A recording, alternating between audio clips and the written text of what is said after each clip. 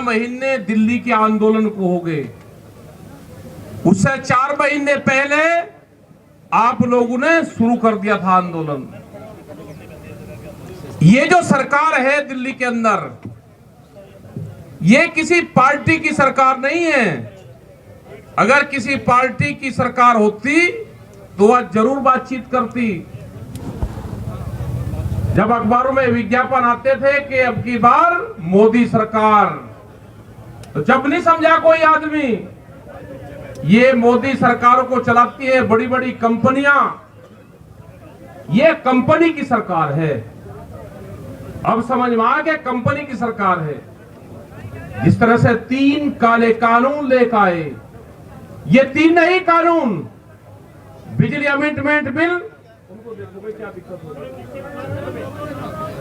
बिजली amendment bill, pollution seed bill, अभी एक कानून और आना है बीज कानून। अभी तो आपने पुलिस के थाने देखे, फिर महिला थाना खुल गया, बिजली का थाना खुल गया, अभी बीज के थाने खुलेंगे। बीज पुलिस बनेगी। कौन किसान अपने खेत में क्या चीज बो रहा, अगर कंपनी उस पर मुकदमा करेगी, ये कहेगी कि ये बीज कहां से जा, मेरा बीज चुरा कर बो लिया, तो मुकदमा, जुर्माना और सजा दोनों है उसमें। ये हाउस में रखा हुआ है। अगर ये आंदोलन ना होता तो सीड कानून देश में लागू हो गया होता। ये चाहते हैं कि देश की जमीन जो प्रॉपर्टी है ये कैसे हमारे पास में आएगी।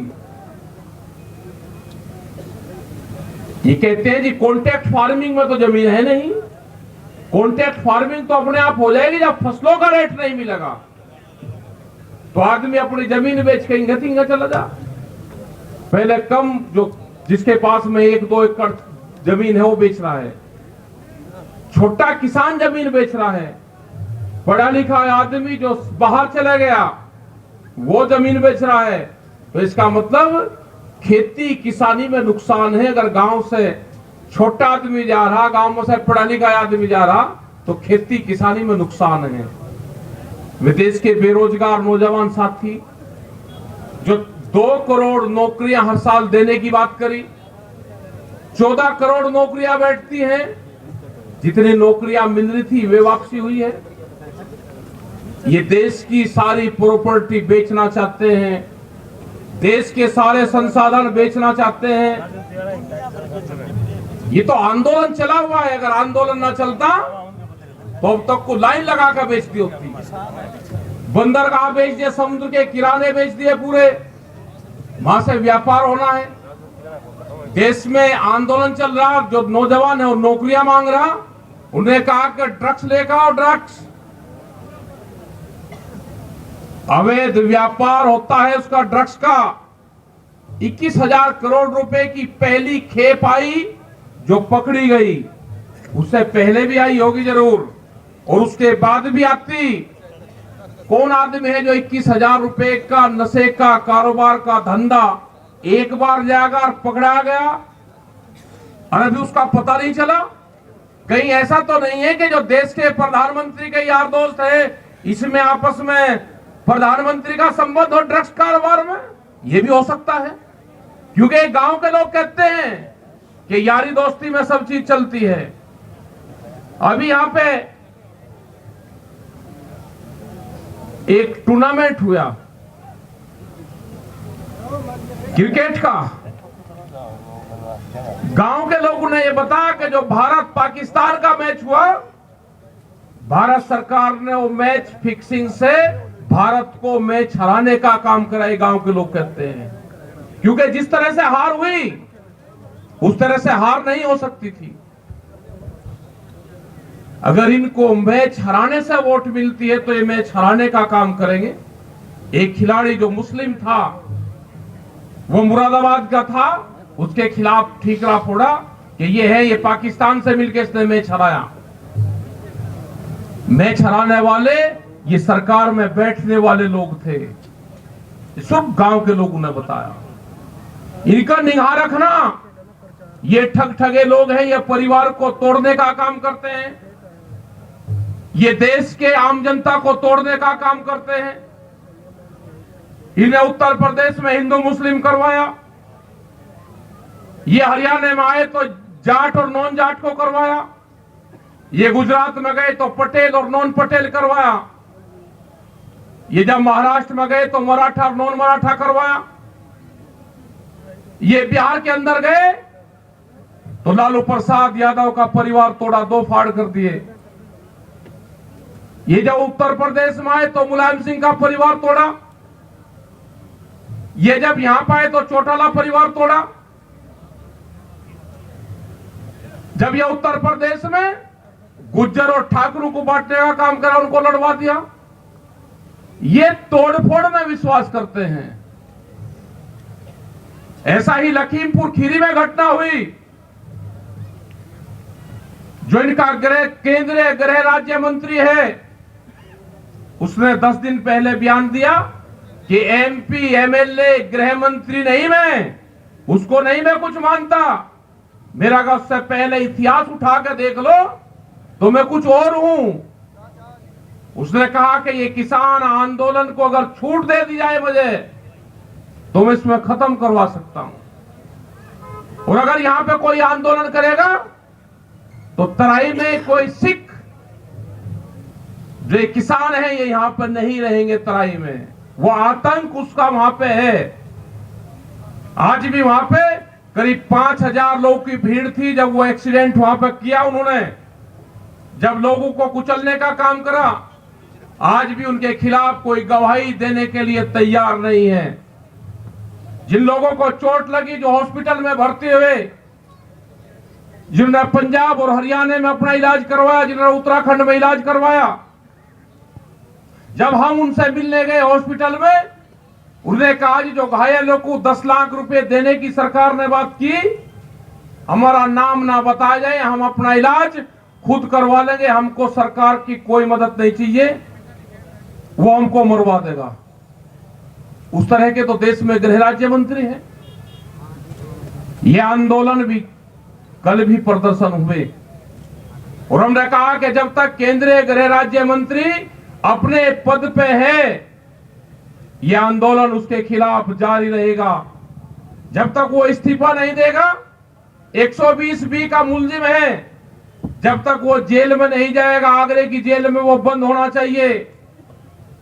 उसके बाद उसका रिमांड हो, वो जब बताएगा कि मेरे गैंग में कौन कौन शामिल है। इसी तरह के लोग यहां पे आ गए हैं आपके यहां पे, कहते हैं जी आप तो बीजेपी का विरोध कर रहे हैं। भाई विरोध किससे करेंगे? हम तो मोदी सरकार का विरोध कर रहे हैं। जो भी उस गठबंधन में शामिल होगा, हम उसको पूर्ण रूप से विरोध करेंगे। हमारा कोई चूल्हा नोत तो उनसे है नहीं, हमारा आपस में नातेदारी रिश्तेदारी तो कुछ है नहीं। 11 महीने से किसान दिल्ली में बैठा, उसका विरोध भी ना करें। हम उसको दवाई देने का काम करेंगे। जो बंगाल में दवाई दी, वही ऐलनाबाद के यहां पर उनको दवाई देने का काम करेंगे। वो समझ लेना कि दवाई 2 इंजेक्शन मत लगा देना, अभी कदे रिएक्शन कर जाए। इंजेक्शन एक ही लगा लेना, सोच समझ के एक ही जगह दे लेना। जो कुछ करना होगा वो अपना फैसला कर लेना। इंजेक्शन इकट्ठा ही दे देना,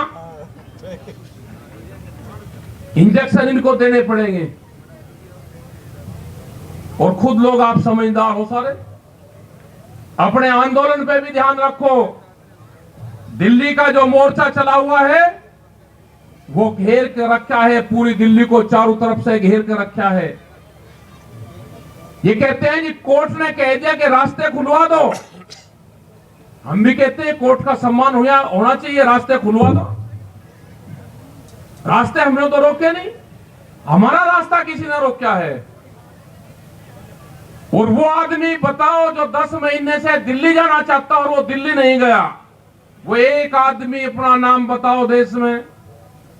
लेकिन ये किसान है, 11 महीने पहले दिल्ली जाना चाहते थे, ये दिल्ली नहीं गए। वे आदमी एक किसान है। दिल्ली का रास्ता खुलेगा तो सबसे पहले ये देश का किसान दिल्ली में जाएगा।